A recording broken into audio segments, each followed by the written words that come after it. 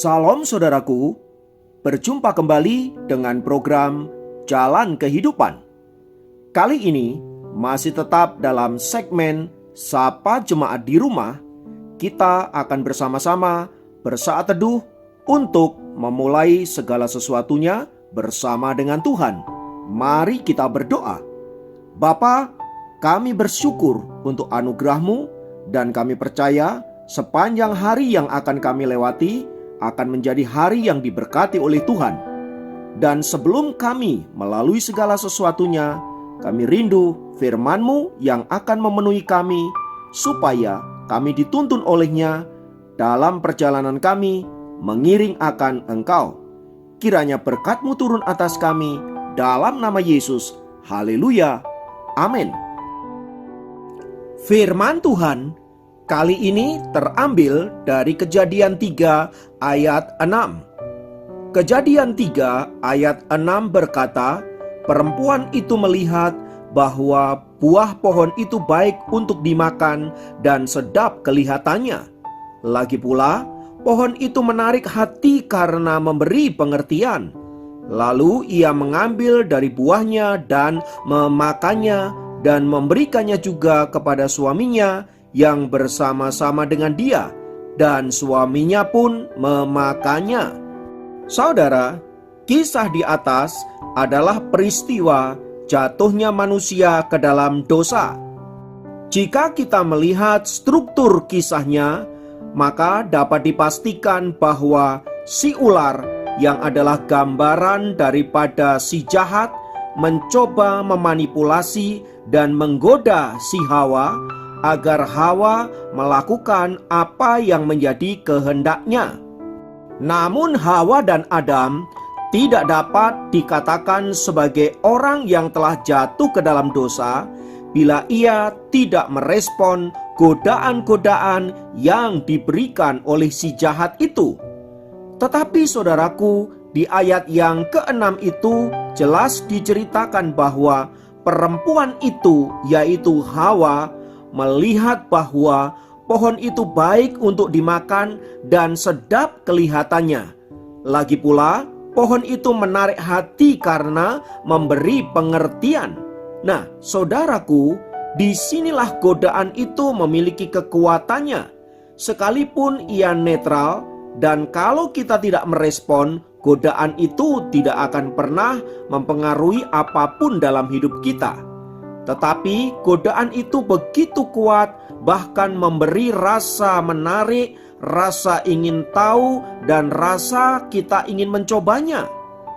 Hawa dan Adam terjebak pada situasi ini yang mengakibatkan mereka kemudian jatuh ke dalam dosa, jatuh ke dalam jebakan si jahat. Dan sebagaimana kita ketahui, dampak dari tindakan Adam dan Hawa ini menyebabkan manusia kemudian takluk di bawah kuasa dosa, dan tidak bisa tidak, mereka harus hidup menuruti kehendak daripada dosa itu. Sebab dosa itu kemudian telah mengikat mereka dan menjadikan mereka tawanan. Disinilah saudaraku, perlunya kita berhati-hati terhadap setiap godaan-godaan yang bisa saja terjadi di dalam kehidupan kita. Sesuatu yang ditawarkan membuat kita merasa tertarik, membuat kita merasa ingin mencoba, membuat kita merasa ingin menikmati rasanya. Semua itu bisa sangat menggodai kita, namun kita bisa menolaknya agar kita tidak jatuh ke dalam godaan-godaan itu.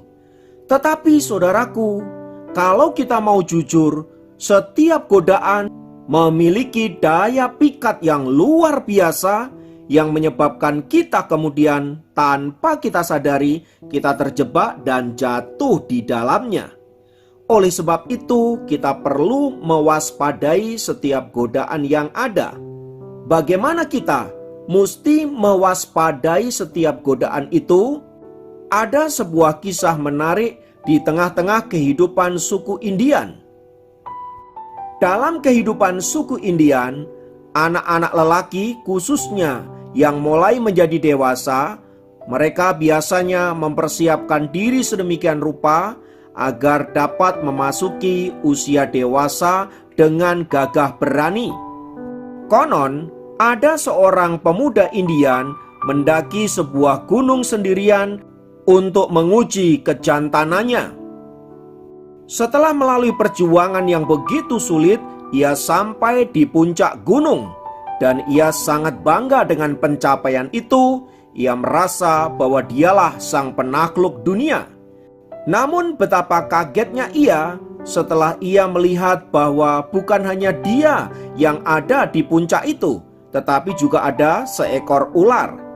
Lalu terjadilah percakapan di antara kedua makhluk hidup itu. Sang ular berkata kepada pemuda itu, "Hai anak muda, tolonglah aku untuk membawa ke lembah karena di sini sangat dingin dan aku bisa mati." Tetapi pemuda itu menjawab, "Aku tidak mau. Aku tahu engkau adalah binatang berbisa yang mematikan. Jangan-jangan engkau akan memakut aku dan membunuhku."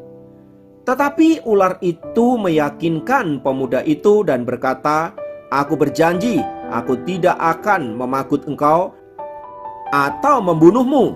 Kamu bisa pegang janjiku ini." Karena ular itu membujuknya terus-menerus, akhirnya sang pemuda takluk juga. Ia membawa ular itu di dalam saku bajunya turun ke lembah. Dan ketika mereka sampai ke lembah, ular itu pun dikeluarkan dari saku bajunya. Tetapi tanpa diduga, ular itu memakut pemuda itu dan menancapkan bisanya ke dalam tubuhnya. Pemuda itu berkata, "Engkau sudah berjanji, kenapa engkau memakut aku?" Tetapi ular itu berkata, "Engkau juga sudah tahu sifatku. Aku tidak segan-segan membunuh siapapun yang aku ingini."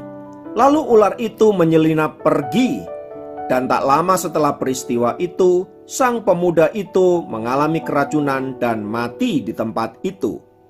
Saudara, godaan kadangkala begitu sangat mempengaruhi pikiran kita, hati kita, bahkan emosi kita.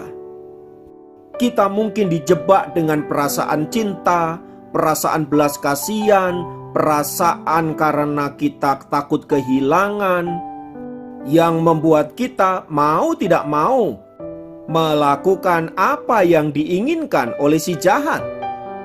Terlebih lagi bila si jahat sangat pandai membungkus setiap dosa itu dengan hal-hal yang kelihatannya rohani, hal-hal yang kelihatannya bijaksana, hal-hal yang kelihatannya baik, tetapi ujungnya mematikan bahkan membinasakan hidup kita. Hati-hatilah dengan semua itu, saudaraku. Contoh kecil adalah soal merokok misalnya. Dahulu ayah saya sangat keras mendidik saya untuk tidak boleh menyentuh rokok. Dan saya pun melakukan itu sampai kira-kira usia saya 20 tahun. Saya hampir tidak pernah menyentuh yang namanya rokok. Tetapi ketika saya bergaul dengan teman-teman saya yang merokok, mereka mulai menawari saya dengan berbagai iming-iming kenikmatan. Awalnya memang saya tidak mau. Tetapi ketika saya mencoba sekali karena saya pikir, apa salahnya mencoba? Toh tidak ada yang dirugikan. Toh kalau saya melakukan ini, saya akan kelihatan jantan, saya akan kelihatan macho. Semua teman saya juga melakukan hal itu. Dan setelah saya mencoba pertama itu, memang rasanya tidak enak awalnya. Tapi lama-lama ia mengikat, bahkan ia menjadi penguasa dalam hidup saya.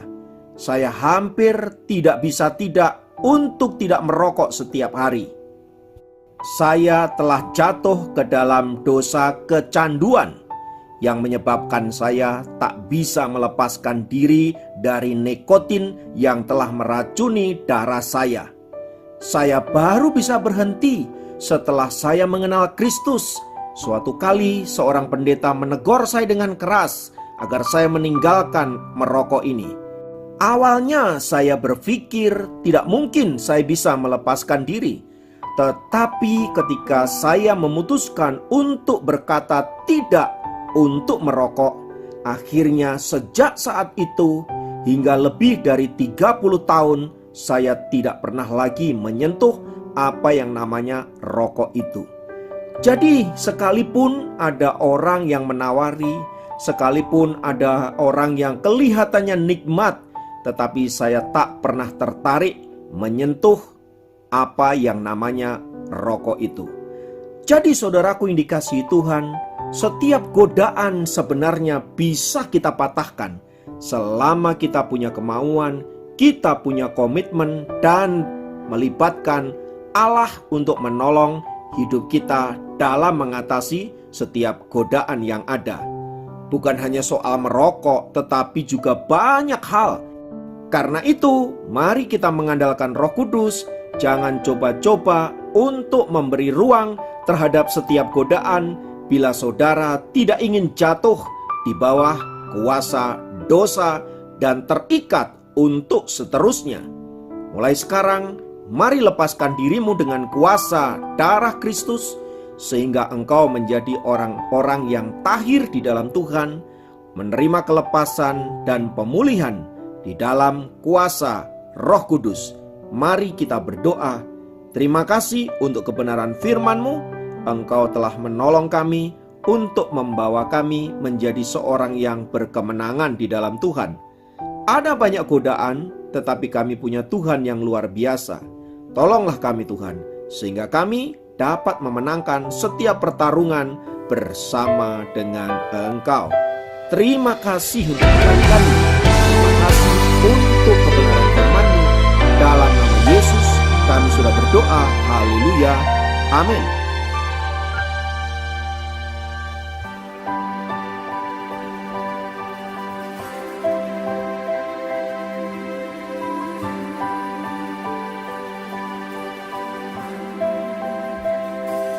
Kau Tuhan, penolong dalam hidupku.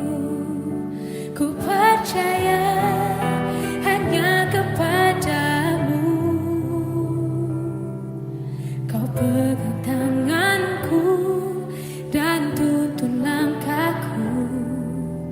Yesus, kau perlindunganku. Kau Tuhan, kekuatan dalam hidupku, penolongku dalam kesesakan. Kau gunung batuku dan pertahananku. Yesus, kau kemenanganku. Yesus, padamu ku berseru. Kaulah penyelamatku. Terpujilah kau Tuhanku.